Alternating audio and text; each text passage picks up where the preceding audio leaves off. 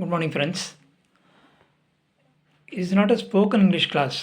First, நான் சொல்கிறேன், it's not a spoken English class. அது நம்ம கிராமர் ஆர் வெக்காபுலரி அதெல்லாம் தனித்தனியாக படிக்கிறதுக்கான கிளாஸ், தனித்தனியாக கற்றுக்கிறதுக்கான கிளாஸ் இல்லை இது. And also it's not a law class. நம்ம சட்டத்தை நம்ம அணுவாக படித்து ஒவ்வொரு செக்ஷனாக படிக்க போகிற அப்படிப்பட்ட சட்ட வகுப்பு இது கிடையாது. மாறாக சட்டத்தில் உள்ள ஆங்கிலத்தை நம்ம கற்றுக்க போகிறோம்.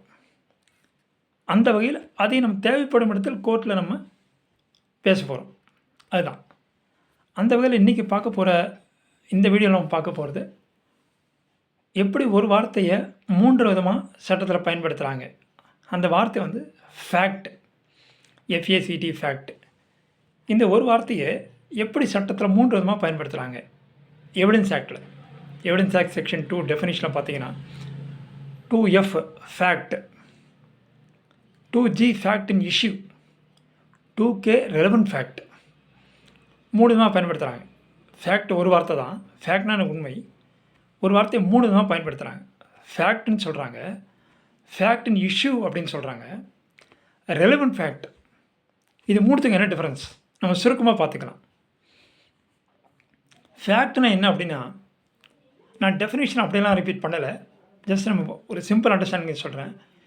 Anything which can be perceived by senses, புலன்களால் அறியப்படுவது எதுவோ அதுவே உண்மை.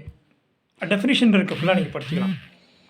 அண்ட் ஃபேக்ட் இன் இஷ்யூ என்ன அப்படின்னா, main issue any right or liability which is asserted or denied.